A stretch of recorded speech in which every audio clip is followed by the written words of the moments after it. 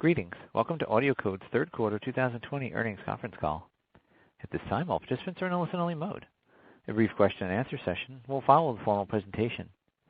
If anyone should require operator assistance during the conference, please press star zero from your telephone keypad.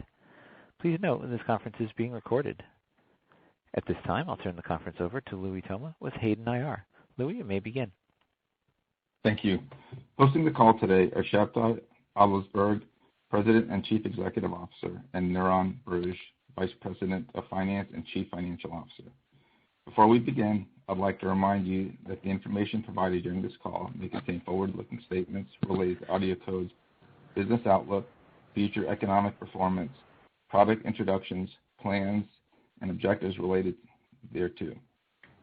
Any statements assuming assumptions made or expectations as to future events, conditions, performance, or other matters are forward-looking statements as the terms defined under U.S. federal security laws. Forward-looking statements are subject to various risks and uncertainties and other factors that could cause actual results to differ materially from those stated in such statements. These risks, uncertainties, and factors include, but are not limited to, the effect of global economic conditions in general and conditions in AudioCodes industry and target markets in particular, shifts in supply and demand, market acceptance of new products and demand for existing products, the impact of competitive products and pricing on AudioCodes and its customers' products and markets, timing, products, and technology developments, upgrades, and the ability to manage changes in market conditions as needed, possible need for additional financing, the ability to satisfy covenants in the company's loan agreements, possible disruptions from acquisitions, the ability of AudioCodes to successfully integrate the products and operations of acquired companies into AudioCodes' business, possible adverse impacts from COVID-19 pandemic on our business and results of operations, and other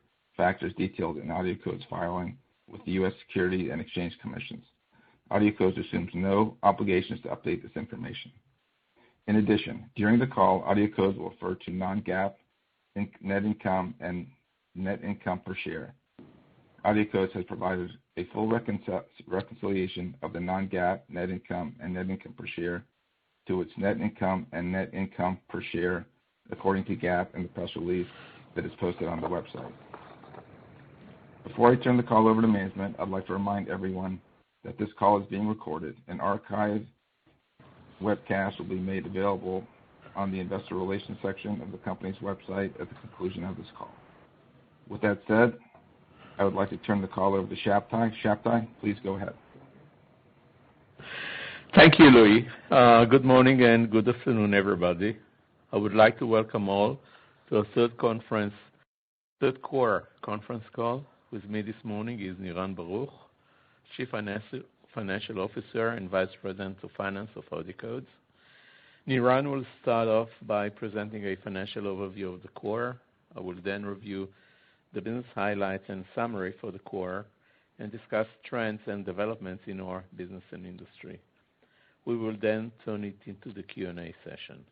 Niran? Thank you, Shabtai, and hello, everyone. As usual, on today's call, we will be referring to both GAAP and non-GAAP financial results. The earnings press release that we issued earlier this morning contains a reconciliation of the supplemental non-GAAP financial information that I will be discussing on this call. Revenues for the third quarter were $56.6 million, an increase of 10% over the $51.4 million reported in the third quarter of last year. Services revenues for the third quarter were $19.6 million, up 19.9% over the year-ago period. Services revenues in the third quarter accounted for 34.6% of total revenues. The amount of deferred revenues as of September 30, 2020 was $64 million, up from $54.4 million as of September 30, 2019. Revenues by geographical region for the quarter were split as follows: North America 40%, EMEA 38%, Asia Pacific 19%, and Central and Latin America 3%. Our top 15 customers in aggregate represented 56% of revenues in the third quarter, of which 39% are attributed to our 8 largest distributors. Gross margin for the quarter was 67.1%, up from 62.9% in the year-ago period. Non-GAAP gross margin for the quarter was 67.4% compared to 63.2% in year-ago period. Operating income for the third quarter was $11.2 million compared to $6 million in the prior year period, an increase of 87%. Non-GAAP quarterly operating income was $13.4 million, or 23.7% of revenues, compared to operating income of $7.4 million in Q3 2019, an increase of 80%. Net income for the quarter was $7 million, or 20 cents per share, compared to net income of $4.4 million, or 14 cents per share in Q3 2019. On a non-GAAP basis, quarterly net income was $13.3 million, or 38 cents per share, compared to net income of $7.4 million, or 24 cents per share in Q3 2019. As of end of September 2020, cash equivalents, bank deposits, and marketable securities totaled $176 million. Operating cash flow generated during the quarter was $10.9 million. Days sales outstanding as of September 30, 2020 were 50 days. On August 5, 2020, we declared a cash dividend of 14 cents per share. The dividend in aggregate amount of $4.6 million was paid on September 1st, 2020. Now to provide an update on our guidance, we now expect revenues for 2020 to be in the range of $218 million to $222 million, compared to the previous range of $214 million to $222 million. We anticipate non-GAAP diluted earnings per share to be in the range of $1.31 to $1.35, compared to our previously revised range of $1.18 to $1.24 that we updated following the close of the second quarter 2020. I will now turn the call back over to Shabtai. Thank you, Niran. We're very pleased to report record financial results for the third quarter of 2020, our best quarter ever. Let me focus first on 2 key topics relating to our business growth and performance long term. First is the revenue growth. Second is our long-term financial model and the derived profitability. We will then get to the highlights and major developments in the quarter. So let's talk first about the top-line growth. Communication and collaboration market keeps growing. We see increased demand for Microsoft Teams deployments. Entering 2020, UCaaS markets were to grow annually about 18%. We clearly see higher demand building throughout the past 6 months. Same goes for the work from home trend and related technologies. Very strong trend of adoption. Being well positioned in the cloud-based collaboration market and nicely aligned with the Microsoft Teams solution, we enjoy a strong trend of growth in the quarter. Revenue grew 10% year over year. However, if we focus mainly on our growth engines, which at this stage provide together substantially above $100 million of revenue this year, we can say that growth was about 20% in several of the most important lines of our business. To name a few, UCC business line grew about 20% year over year. Revenue related to the Microsoft Unified Communication and Collaboration application grew close to 20% as well. On an annual level, revenue in this space of Microsoft UCaaS will approach a level of $100 million this year.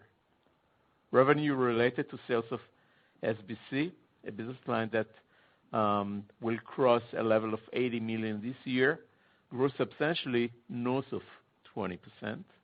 And lastly, service revenues grew about 20%, with professional and managed services growing substantially faster in the mix. Now to our long-term financial model. Gross margin and operating margin have demonstrated record level. Gross margin at 67.4%, operating margin at 23.7%. Now this is the second quarter in a row where operating margin is above the 20% level. OPEX was capped at about 43.7%. This leads to an operating margin of 23.7% and EBITDA margin of 24.5%. So that's the core, but now let's talk about the long-term model. With higher sales of software and services and lower sales of hardware products, we can see a long-term gross margin for the following 2-3 years, settling in the range of 67 to 70% range. Assuming we can see OPEX capped at the 46 to 48% to allow room for expansion and investment on top of the current situation, it is becoming clear that we have set the grounds for a sustainable operating margin of above 20% on a long-term basis. This is a very important development. This is definitely a milestone in the company history, with strong execution in growing markets and strong operational performance supports now a long-term level of 20% for the operating margin. As for the future, we keep being focused on two very strong growth areas. One is definitely Microsoft Teams and the activity around it, and the second one is the voice AI business. So getting back to the actual business in the third quarter, all in all, we've seen strong business in our enterprise operations, about 80% of the business, and growing well above 10% in the core, and rather flat business in the service providers area, which comprises roughly 20% of our overall company revenues. The only sore point in the enterprise space was the sales of our IP phone business line, which continued to suffer from the work from home and stay-at-home trends, which practically have stalled procurements of office supplies such as desk phones. Getting back to growth, the roots of growth and success in the third quarter and pretty much in previous quarter this year can be easily tracked to the changing work habits of organization in 2020 and beyond as a result of the COVID-19 pandemic. There's no question that collaboration, work from home, and the hybrid work model quickly become the new normal in today's world. In this new work environment, high-quality remote site communications and highly efficient collaboration tools become key in every organization plans and agenda to maintain business continuity and remain competitive. As such, leading collaboration tools such as Microsoft Teams, WebEx, and Zoom, and others are taking center stage in enterprises' accelerated transition towards digital transformation in a more efficient operation. This new 2020 scenario is the driver behind the fast-growing trend of deployments of collaboration tools, and I believe is generally perceived to remain as a long-term trend much beyond 2020 and 2021. Obviously, this translates to a driver for stronger demand and business momentum that we experience in the UCaaS and the contact center market, where we focus in the past 5 years. So getting back to our financial performance, we discussed revenue growth already. I also want to mention that we actually see the 10% growth year to date, meaning that we see 10% growth for the full first 9 months of 2020 as compared to the same period a year ago. On service revenues, growth over the year ago quarter was 20%. Revenues of professional and managed services were the key driver here, growing more than 40% year over year. This is a key investment area for AudioCodes going forward, as we recognize the evolution in that end-user companies gradually favor more and more managed services over buying products. Let's touch gross margin. We discussed that already. I simply want to mention that the majority of the gross margin expansion this quarter should be attributed to higher level of sales of software products and services as compared to hardware product sales. Providing more color on this on a year-by-year basis, we saw revenue related to hardware declining 14% year over year, while both software and services grew. Software sales grew 65% year over year, and services grew 20% year over year. Net income has increased in a meaningful way this quarter as a result of the increase in sales year over year and coupled with higher gross margin and relatively flat operating expenses. So net income grew to $13.25 million compared with $10.5 million in the previous quarter and $7.4 million in the year-ago quarter. This represents an increase of more than 75% year over year. Definitely a great achievement. Cash flow, as we mentioned already, we kept producing cash from operations, delivering $10.9 million in line with our plans for the overall year. Growth in head count year over year for full-time employees was 3.7%. Adding to it growth in our outsourced head count, we grew overall 5% year over year. Obviously, adding more than 40 positions over the year-ago quarter clearly demonstrates our confidence in continuous expansion of our business. Finally, deferred revenues continued to grow and mounted to $64 million versus $54.4 million year ago, an increase of 17.6% over third quarter 2019. Let me relate to UCSIP, the key business line of the company. UCSIP business line revenue grew nicely, about 20% in the third quarter. Key to this growth were substantially increased year-over-year sales in our SBC product line. Revenue grew also in our centralized network management software, in our advanced routing management solutions. On an annual level, we are looking at a business line, the UCSIP, which should grow this year to a level of above $135 million, with a growth rate of above 20%. The SBC business line grew above 30% and is key in our UCaaS and contact center operations. We are moving to a larger portion of software SBC implementation and more cloud installment and operation. We also enjoying good ramping opportunities in the area of web RTC, which bodes well for providing high-quality voice communications over the Internet, a fairly standard scenario in today's market where work from home is growing fast. Similar great performance was achieved with our management and routing product services. However, one business line did not perform, and that's the Epiphone business line. So as mentioned before, we continue to experience substantial decline in the sales of desk phones in the third quarter. This is the second quarter in a row.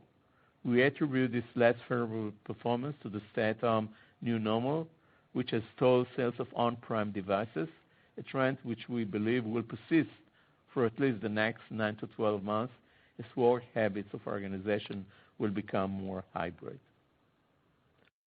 Touching the gateways, in the gateway business, we've seen an increase in the third quarter compared to the first 2 quarters of 2020. In fact, third quarter 2020 gateway revenues were about flat as compared to the year-ago quarter. This relates to 2 large deals in international markets. The gateway business line now provides for about 30% of the third quarter revenues. Talking about the general decline year over year, which we look at about 15% from the previous year, the decline is primarily related to the products component, which declined above 20% year over year. On the other end, service revenues were about flat year over year, pretty much what we expect on an overall annual level for this year. Now let's provide more color and more information on our Microsoft Teams operations. We mentioned in our earlier call 3 months ago that according to a market research report, that the use of collaboration among companies has grown dramatically in the past few months.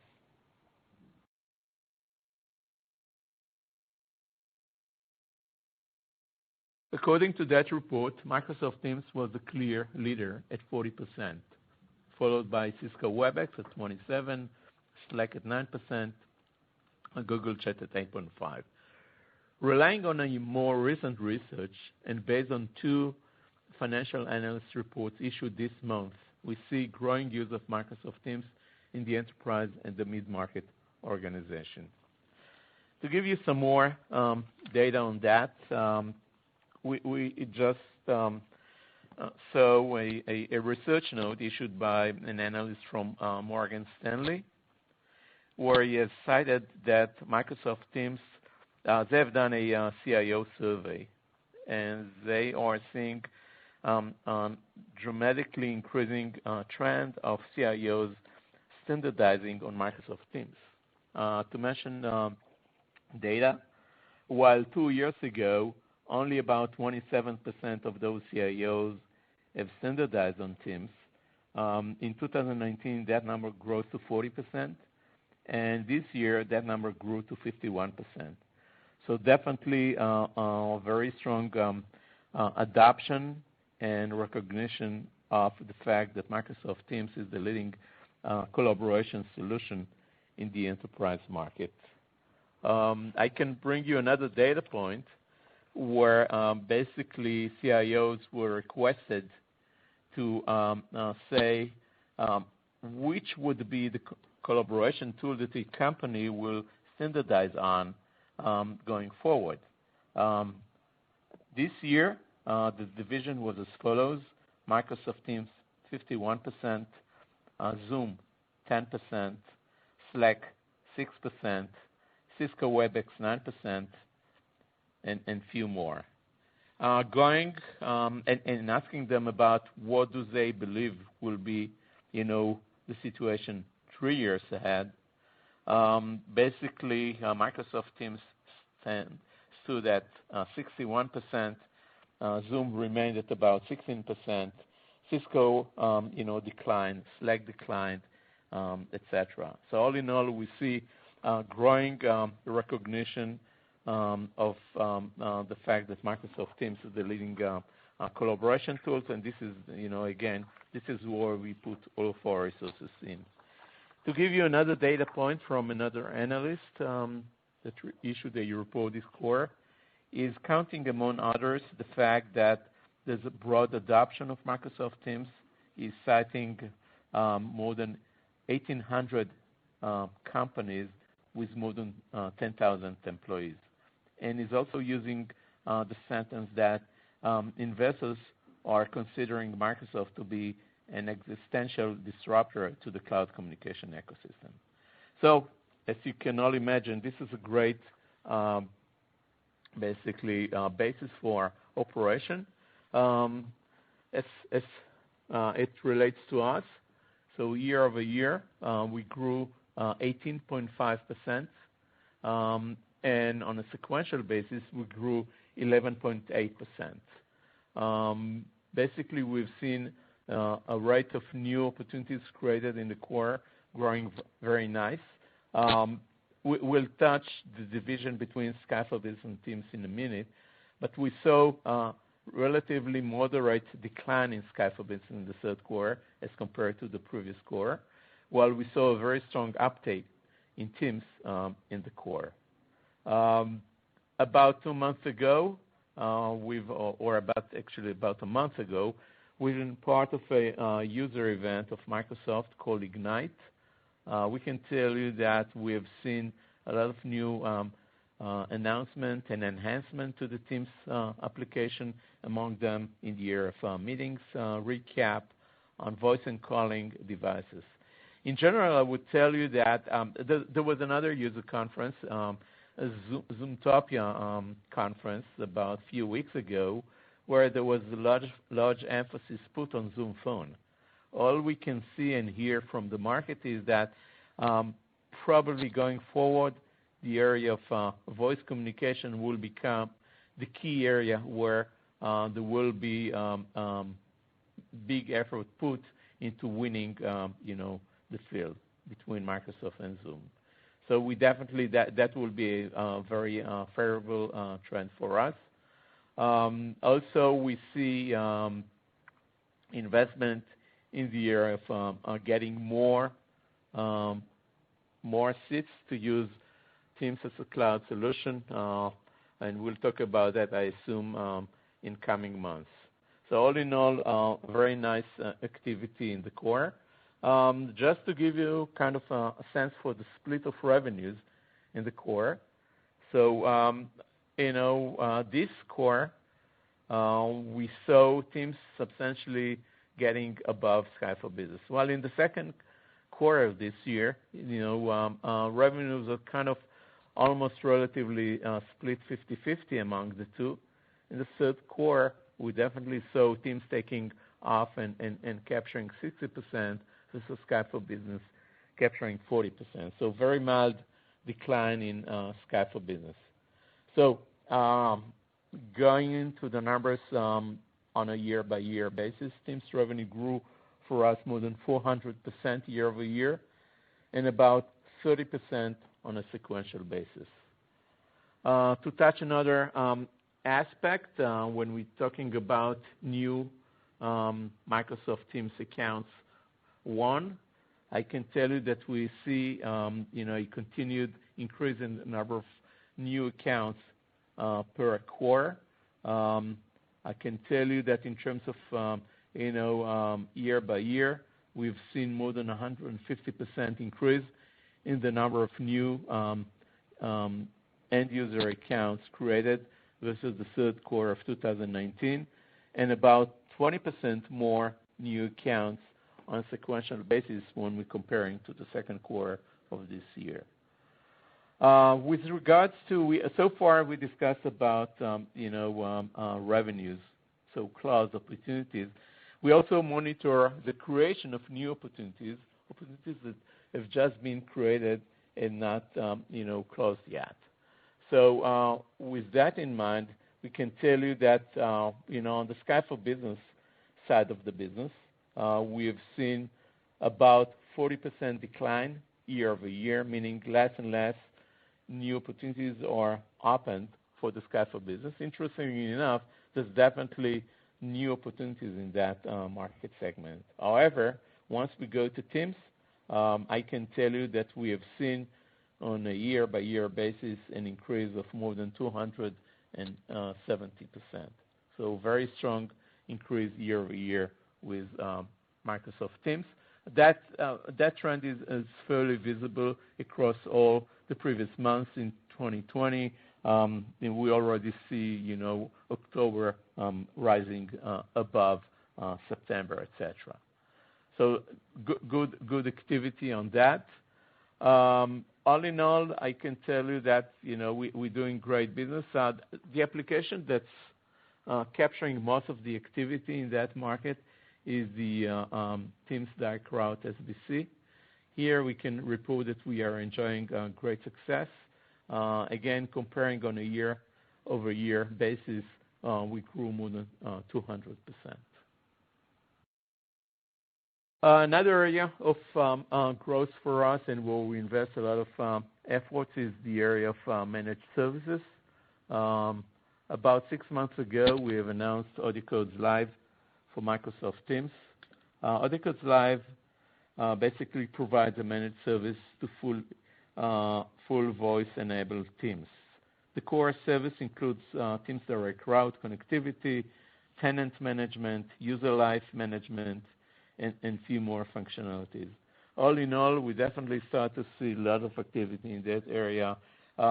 Again, I'm coming again to the fact, and there are some reports, market reports, saying that with the evolution of cloud services, we see more and more companies consuming managed services against purchasing equipment or solution as in the past. So all in all, we do invest a lot in our managed services activity. I can just tell you that we have a long-term plan, a 5-year plan. We're going to add resources, actually many positions, just to make sure that we keep growing on the managed services side of the business. We already seen in this second half of 2020, we see growing monthly recurring revenues from several accounts. Just to name few notable deals. One is in Asia Pacific. We're talking about an Asian bank that had to migrate from Sky for Business Online and some legacy PBX systems to Teams. Definitely COVID-19 increased the urgency of that. We supplied products a few years ago to that bank as part of their Microsoft Sky for Business journey. Now they are at the point where they need our migration service. And thanks to our experience with both Sky for Business and Teams, we are clearly the selected vendor to do that. This opportunity is worth several hundreds of thousands of dollars in professional services alone and demonstrates our ability to keep generating business from our large Microsoft installed base. Another deal is with a North American financial services company with more than 50,000 employees, which is moving to Teams. They need a direct route SBC solution to connect to the PSTN and to their existing CISO-based system. We address these requirements with our Median CE, which is our cloud-native SBC deployed in the customer private cloud data centers. Together with professional services, the PO received this quarter was close to $500,000. Another one is a huge U.S. healthcare company that is handling pharmacy benefit and healthcare services and operating across 150 countries globally. They're running a multi-year contact center migration project that due to COVID-19 is seeing many of the agents working from home. The total life value of this project is worth millions of dollars for AudioCodes. In the third quarter specifically, we generated above $500,000. Looking ahead, this customer transition to intelligent contact center solution, we see further opportunities with our WebRTC and conversational AI solutions. We believe that this is a great example of a large enterprise contact center project that keeps evolving and generating more and more business for us based on customer satisfaction. This basically concludes my presentation. Again, I'll just mention what Niran said earlier in the call, that we are updating our guidance in terms of revenue. We are narrowing the range of 214 to 222 to a range of 218 to 222, roughly setting the mid-range of 220. That should provide for about 10% revenue growth this year. On the earnings side, we are substantially updating the guidance. Previous guidance was for which was by itself elevated. It was 118 to 124. We now upgrade it to 131 to 135. And that's it.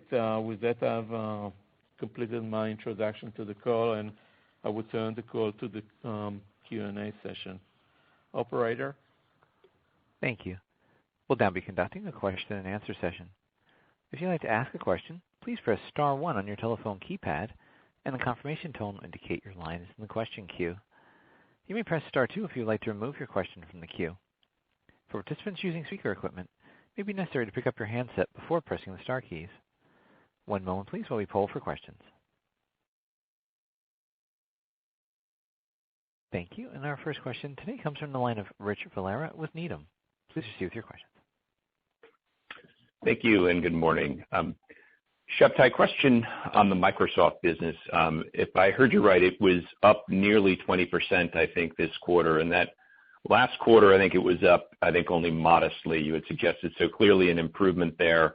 And it sounds like the big difference may be that the Skype for Business piece did not decline much this quarter. So just wanted to understand the conflicting dynamics there. Obviously, Teams, I think, is doing very, very well. Last quarter, the declines in Skype for Business nearly offset it. But do you think we're past the worst of the Skype for Business declines? Do you think you've got a relatively stable base there and that we're now on kind of a positive growth trajectory for the overall Microsoft business going forward? Right. Well, I think we all recognize that, definitely Teams is capturing, center stage. And most of the new, organization trying to go for Microsoft collaboration will settle on the cloud solution Teams, which is substantially more advanced. However, there's going to be a long tail, and I think we started. I think in the second quarter we saw the worst of the decline in Skype for Business, which I think went from about, in terms of revenue, went from around 15 million in a quarter. Actually, last year, if you take the average of 2019, the average for Skype for Business was about 20 million. In the second quarter of this year, Skype for Business declined brutally to about, I think it was 11 million. This year we saw a modest decline of about 10%. My opinion is that we will keep seeing Skype for Business declining at a moderate rate. There's going to be definitely a long tail here, as some of the companies who have settled in the past on Skype for Business still need to complement and complete their deployments. On the other end, and there are a few such organizations that will make a decision, think about defense, think about country regulatory issues. You will still see some business remaining on Skype for Business. So I think we've seen the worst of it in the second quarter. And as you have clearly said, in the third quarter, we already are in the first quarter where that decline is not going to affect much the growth in Teams. Got it. That's helpful. And then just you mentioned a couple of the hardware, I guess, related products that were challenged, but specifically IP phones and gateways. It sounds like gateways actually had a pretty good quarter relative to the recent quarters. Just wondering how you're thinking about the kind of sustainability of that business at kind of a flattish level. And then on IP phones, it sounds like do you think they've kind of reached a level on an absolute basis that's stable? I know they've obviously taken a big hit from kind of the work from home dynamic, but do you think maybe they're also stable as we look forward? Right. So on the gateway side, we generally expect in 2020 a decline of about 15% compared to the previous year, right? However, we always need to bear in mind that, the revenue number is a combination of about 2/3 of product revenues and about 1/3 of service. Usually the service is not damaged at all, okay? I think we're seeing kind of flat revenues on the gateway service. Where we see the decline is really more on the product side, which compared to last year level, the decline is about 20%. Now, we do believe, that is tied up, the level of sales of gateways is usually tied up to countries' plans regarding transition to all IP. We've seen some countries, deferring plans, say this year as a result of the COVID-19 situation, where they could not send teams to deal with the product, installation in the field. We, on the other end, saw 2 new countries starting to move that way, more specifically UK and Japan. So all in all, my expectation is we will keep, just like as I've mentioned for Skype for Business, we will probably see another decline next year and the year after that. It will be substantially more in the product side, less on the service side. But then on the other end, assuming in a year from today the pandemic situation will fade away, I will not rule out that we will decline another maybe 10% next year, etc. But again, we assume there's going to be a very long tail because think about large countries which have not started the shift yet. Think about countries with more than 1 billion, people population. Those countries have not started yet anything. So think about many countries. Think about the Asian Pacific region where there's going to be need for gateways. So that's on the gateway side. On the IP phone, we may probably have seen the worst of it. I can tell you that as of the beginning of September, they see more, requests for phones. We know Microsoft is pushing that also. At the end of the day, it's all, us. And that's about it. If you ask me, I don't see any new vendors entering the space. So basically, the number of players is fairly limited.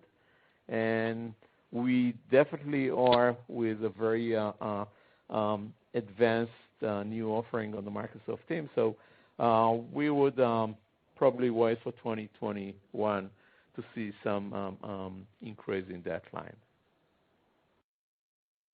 Okay, that makes sense. Thank you, Shabtai. Sure.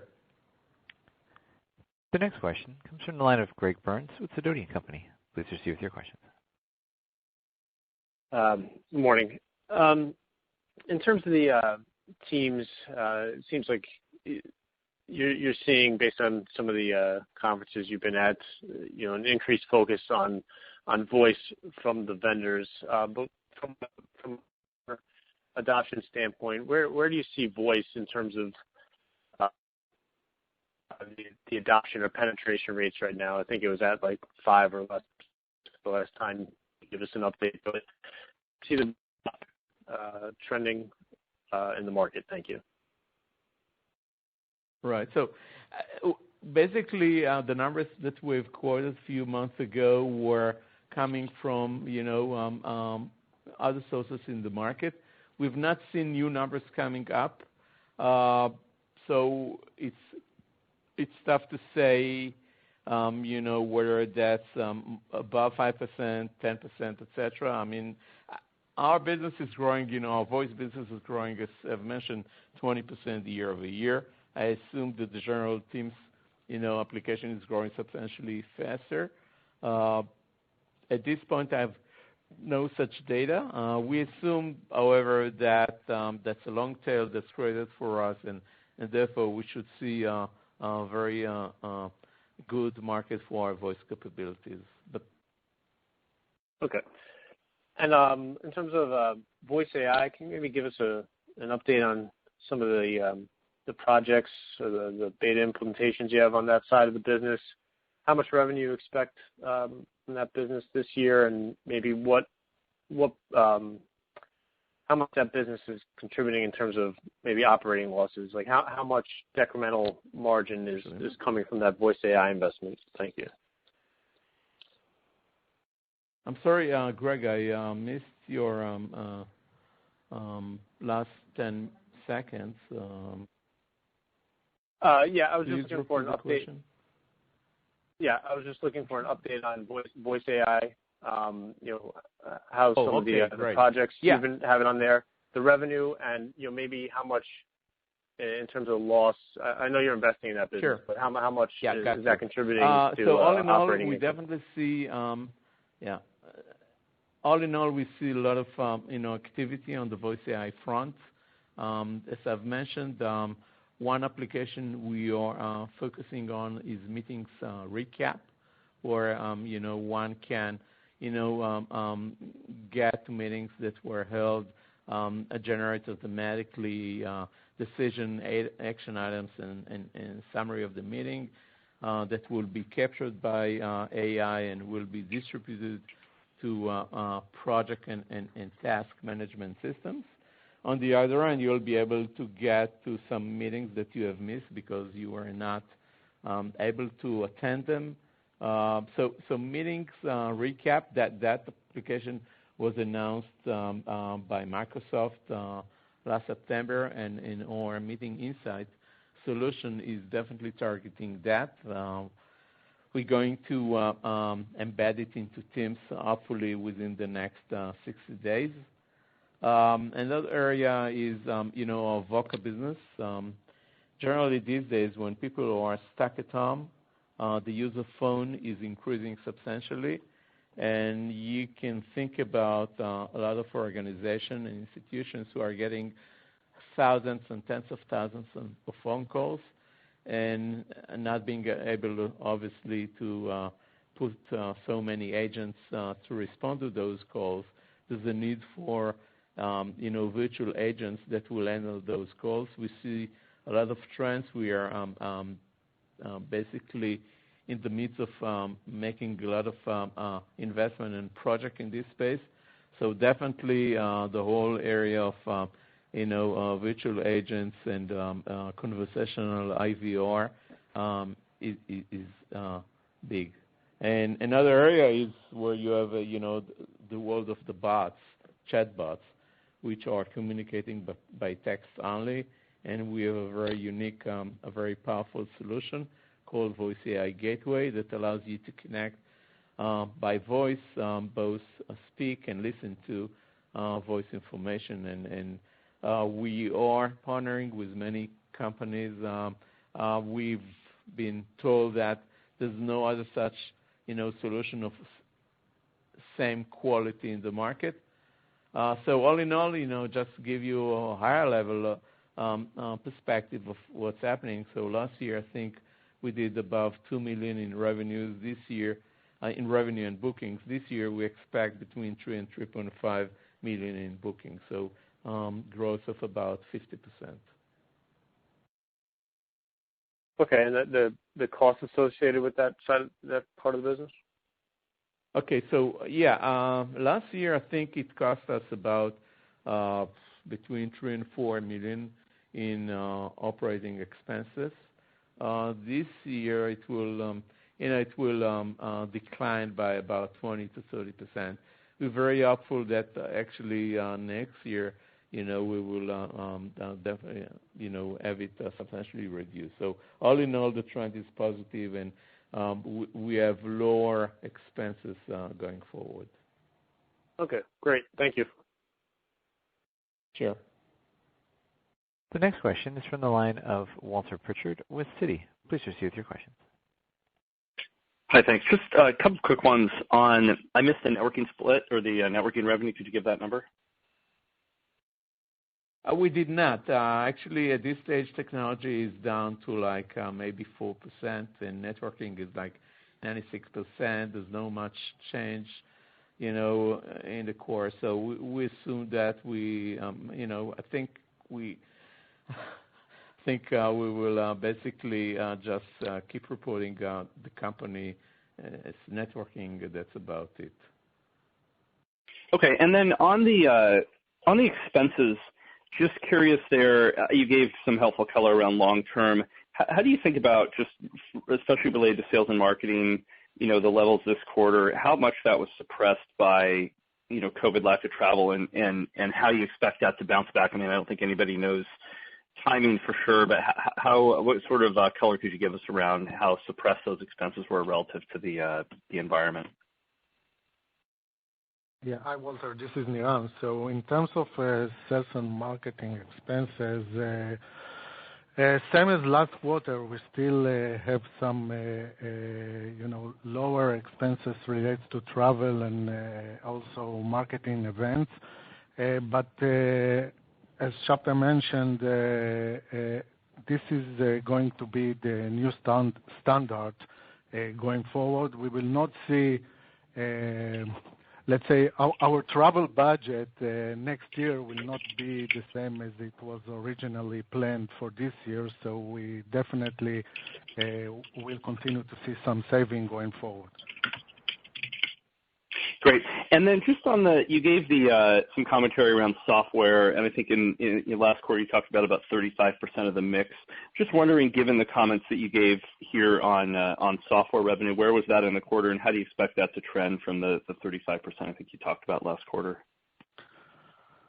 Yeah, so software revenues out of the total is approximately the same as last quarter, about 35 or so percent. Okay, thank you. You're welcome. The next question is from the line of Raimo Lenschow with Barclays. Please proceed with your question. Hey, thank you. Shabtai, could you talk a little bit about what you're seeing when people go around Teams? So you talked about the new accounts kind of growing really nicely for you, but then also I would assume there's a fair amount of Skype for business customers updating. Are they increasing their footprint within an account? So is that a broader adoption of Teams when they move over, or is it just a one-for-one kind of update from Skype to Teams? And I had a follow-up. Yeah, I think we generally see, companies, the whole transition from Skype for Business to Teams is not only due to the fact that Teams is a cloud solution, but also the fact that, Microsoft is on a very continuous ongoing basis adding new functionality to Teams as compared. So Skype for Business is really, is a product that gets sold, but not really making any progress from the release, So all in all, you can imagine that there are two kind of, Teams accounts. Some that start to transition, and I've mentioned that a large Asian bank, one that add a Skype for Business solution and now wants to upgrade to add more functionality, and we see that's happening. And definitely that's one source for new accounts for us. And obviously on the other end, you can see new companies who simply want to go, to more advanced collaboration tools and consider Microsoft to be the best solution. So they coming from different environments that could be either Cisco, Avaya, or others. Right now, I think we see more such new accounts as compared to accounts that start to move from Skype for Business to Teams. So it's a mixture, but definitely the new accounts are the majority at this stage. Yeah. Okay. Perfect. And then, can you just remind us? You talked earlier about your vision around gross margins and OpEx level. Could you just remind us? Is gross margin improvement just a mix effect, or how do we have to think about that? Yeah, it's a continuum. I mean, if you look on our gross margin along the years, you can see continuous gradual, improvement, and that is basically due to a multi-year long process of, declining hardware revenues. We keep all of our investment these days mostly 90-95%. So that is the source. I mean, more software. Take SBC. SBC, which is a major line for us, sells more than $80 million a year. In the past, it was a completely hardware business line. I think in the last status review of the line 2 weeks ago, I think it was mentioned of the SBC sales are related to software, either on-prem, but definitely much more on cloud, on Azure, AWS, etc. So we're simply moving to more software services. I've mentioned the larger focus of investment in services, so that will drive gross margin higher, very simply. Okay, perfect. Thank you. Congratulations. Great quarter. Sure. Thank you, Raimo. Thank you. Our next question is from the line of Samad Samana with Jefferies. Please proceed with your questions. Hi, good morning. Thank you for taking my questions. Maybe first, just as a follow-up on the operating expense question asked earlier by another analyst. OpEx was on a dollar basis down quarter-over-quarter slightly and down again just a little bit year-over-year. Do we think that the current OpEx level, as you mentioned, should stay around here? Is that enough to support low double-digit overall revenue growth for the next several years? I guess, how should we think about that growth, profitability, or I guess like growth investments and profitability balance? Hi, this is Niran. So, indeed, in the third quarter, we saw a lower level of OpEx expenses relatively to the second quarter. That's a result of the summertime. More and more employees are taking vacations. So if you look historically, the third quarter is relatively low than the second and the first quarter. Q4 is expected to be a few hundreds more. But all in all, we're currently working on 2021 planning, but all in all, as I said before, the saving due to the COVID is here to stay, mainly on travel, and we will see OpEx increase in the next quarter and so, but not as we originally planned. Okay, great. And then maybe, Shabtai, one on a different Teams-related question. When customers are adding voice leveraging AudioCodes with Teams, are they typically do you know if they're buying the calling plan through Microsoft, or are they bringing their own carrier or in that circumstance? I'm just trying to understand maybe what parts they want to leverage Microsoft's environment for versus AudioCodes versus the carriers. Okay, thanks, Ahmad. Actually, this is a good point. In the past, I think we've heard going backwards like 6-12 months, we saw kind of a 50-50 split between Microsoft calling plans and the use of direct route for breakout to the PSTN. We have lately heard about a new trend where basically Microsoft is lowering its emphasis on calling plans, and basically calling plans are more, it looks like they're going to use much more the direct route. So from what we heard, I can quote from another analyst, report that 85% of cloud voice seats on Teams likely will utilize third-party direct routing, and Microsoft appears to be less interested in telephony after canceling its free calling option. So we expect to see a very vivid direct route SBC business compared to the past. Great. And then just lastly, a quick housekeeping question. Could you just maybe give us an idea of what level the booked maintenance contracts are sitting at, and how that year-over-year growth looks through the third quarter? Yeah. So booking, in terms of support contract, booking is increasing as in our plan, about 13 to 15% year-over-year growth. Okay, great. Very helpful. Thank you again for taking my questions, and congrats on a solid quarter. Sure. Thank you. Thank you. At this time, we've come to the end of our question and answer session, and I'll turn the floor back to Shabtai Adlersberg for closing remarks. Thank you, operator.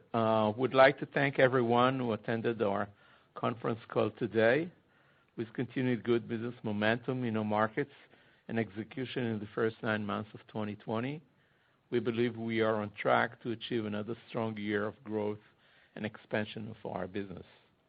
We look forward to your participation in our next quarterly conference call.